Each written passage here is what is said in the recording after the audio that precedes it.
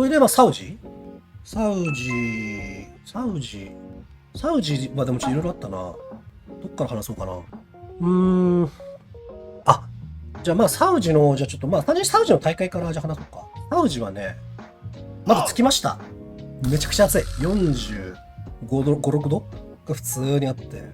で、ホテルはね、すごい、まあ、めちゃくちゃ広くて、ホテルが。いや、まず入るじゃん。そうすると、すっげえでかい。何畳ぐらいあるんだろうな、あれ。10、いや、もっとかな。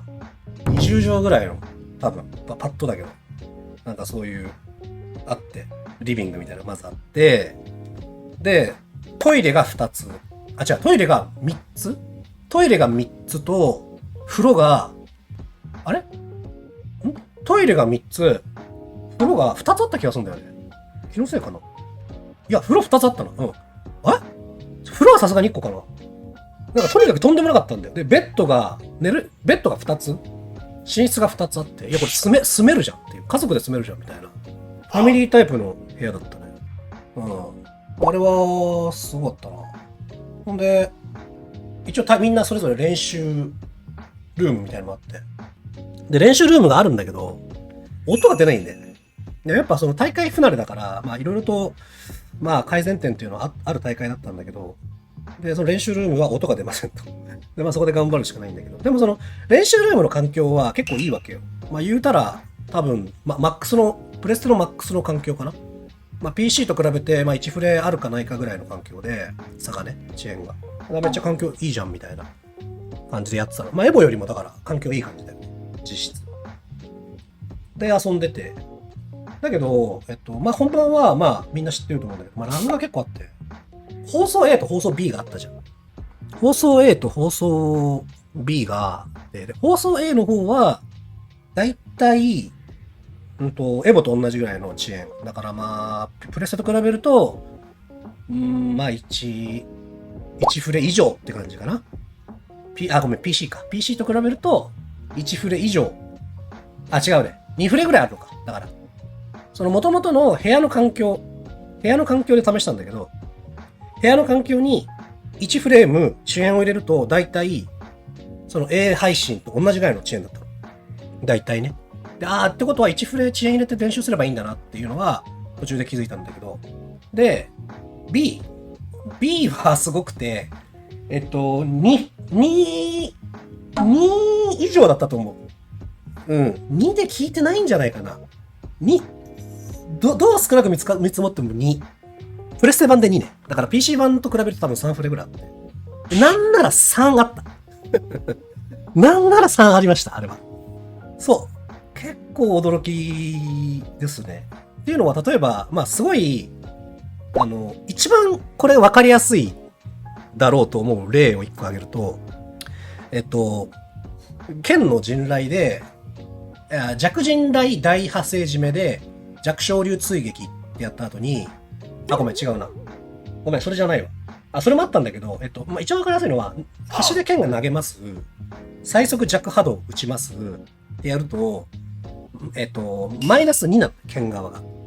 で、まあ、別にそういう連携がある。一応その、SH 食らわないとか、ジャンプイレッパとか、バクステとか、暴れしてたら、全部潰せて、かつ、まあ、マイナス2だから、まあ、リスクもそんなないし、まあ、パリもジャストは危ないけど、まあまあって感じの連携というか、まあ、あるんですよ、置き攻めが。で、投げの後に弱波動を入力するだけだから、まあ、別に簡単じゃん。先行入力も効くし。で、確かルフィ戦で俺それやったのよ。弱波動重ねをね。ただ、弱波動重ねをしたのに、小技かなんかがパニカンしたの、ガード後に。まあ、多分映像残ってると思うんだけど。で、これどういうことかっていうと、マイナス2のはずの連携がマイナス4以上になってしまったってことなんですよ。で、マイナス4以上になるって、やっぱすごくて。っていうのは、先行入力で出してるから、波動拳を。投げました。このぐらいで投げが終わりますよね。で、ビタじゃなくて投げのだいぶ前から波動拳を入力して、それが先行入力となって波動拳として出るわけ。だから、それが2フレ遅れてたんですよ。ってことは、俺は3はあるだろうなと思う。絶対ミスんない重ね。先行入力が効くから絶対ミスりならないような連携がマイナス2遅れてたんですよ。ってことはこれ3はあるでしょって思っちゃった。2じゃないよねって。うん。いう感じでしたけど、まあただね、正直ケンは得したと思う。劉備が返せないとか、ラッシュが対応しづらいとかっていうのがあったから、まあ俺はそれ割り切ってプレイして、まあ正直ケンにとっては追い風だったのかなとは思った。うん。ただまあそれぐらい遅延があって、対応型のキャラクターを使ってる人たちなんかは、結構大変だったんじゃないかなっていう感じだったね。で、最終日は、B 筐体というか、あれ、会場が別なの。会場というか、プレイヤーラウンジ、みんなが待機してる場所が B で、A っていうのは、なんか、入場とかある方で、そっちはね、ちょっとまあ歩いてまあ2、3分のところにある会場でやる。場所が別々で、その入場とかがある方はまだ遅延が少ない。うん。プラス1フレームぐらい、遅延がね。プレステ版でプラス1フレーム。で、B の方は多分プラス3ぐらいあったんじゃないかと思う。うん。って感じ。そう。っていう感じでしたね。まあまあ、俺の、というかその環境はそんな感じで。でね、ちなみに飯なんですけど、俺はひたすらイタリアン食ってました。前にさ、クウェート行った時に、まあトヤポンと行ったんだけど、まあ今からもう10年、何年前だあれもう2010年ぐらいに多分行ってるから、まあ相当前ですよ。2010年か2011年ぐらいに行ったクウェートで、クウェート着いて一発目に食ったのが、世界一のショッピングモールと言われてるところにあるイタリアンだった。中東のイタリアンってどうなのかなって。まあ正直俺らまあ斜めに見てたんだけど、食ったら、うまーってなったの。あのイタリアンの申し子のトヨポンも、うまーってなってて、何これみたいな。うまーってなって、っていう思い出があったから、もしかしてサウジも、まあ高いんだけどね。高い店なんだけど、これうまいんじゃねっつって、行ってみたんよ、恐る恐る。どうなんだっつって。したら案の定大当たりで、うまっイタリアンうまーってなって、俺多分ね、5回ぐらい行った。サウジ滞在中に。でも、歩いてね、10分から15分ぐらいかかるのよ。そこまで。で、その灼熱の炎天下の中行かなきゃいけなくて、そこがマジできちい。往復30分弱、太陽光線に照らされなきゃいけないから、さらされなきゃいけないから、そこだけきつかったけど、うん、でもめっちゃうまかった。で、まあ大会の結果は、アングリーが2位で、かけるが優勝っていうのは、うん、まあ、結果から見ると妥当っていうか、まあ、かけるなら優勝ある。あのメンバーの中でもかけるなら優勝がある。ただその劇的だったよね、逆転も、後半巻き返しで。うん。で、最後の方はね、アングリー先生がね、俺と同じような巻き方になってて、こうなるとこうなるんだな、みたいな。ただなんだろう。結構やっぱ、今まで、まあ実際大会でもね、アングリーにはエボで負けてるけど、カゲルは。やっぱラグで結構やらせた部分がもうあったと思うんだ。まあ、アングリーは間違いなくそのナンバーワン剣だと思うんだけど、実際その遅延の部分でオンライン対戦とかでは、ちょっと分があったのかなっていうのもあるから、うん。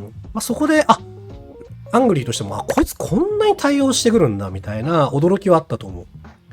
かけるはこういう技にはこう対応するっていう想定をオフの環境で超えてきたっていうのはあっただろうね。そこはアングリーもびっくりしたと思うから、まあ次戦う時にはプレイスタイル変わってってもおかしくないなと思った。うん。まあパリもすごかったし、全部対応力がやっぱりもうスポ6の中でプレイヤーの中で本当屈指の対応力を持ってると思うから、アングリーのプレイスタイルっていうのはやっぱり対応できないぐらいの激しい攻めをするっていうのが、まあ少なくとも JP 戦に関してはそうだから、まあここで見てないでしょみたいな。こんだけ早い展開だとこれ対応できないよねみたいなのが、すごい高いレベルでやれてるから、オフとオンでね、やっぱ結構差が出るかなという気はする。うん。まあそれを差し引いても間違いなくナンバーワン剣だとは思うけど、現状ね。うん。だから今後ね、あんだけかけるみたいな対応力のあるやつが出てきて、プレイの内容が進歩していったら、プレイの方向性としては、時々みたいなプレイの方が、剣は安定するとか勝ちやすくなるんじゃないのかなというふうに思った。サウジの大会で。うん。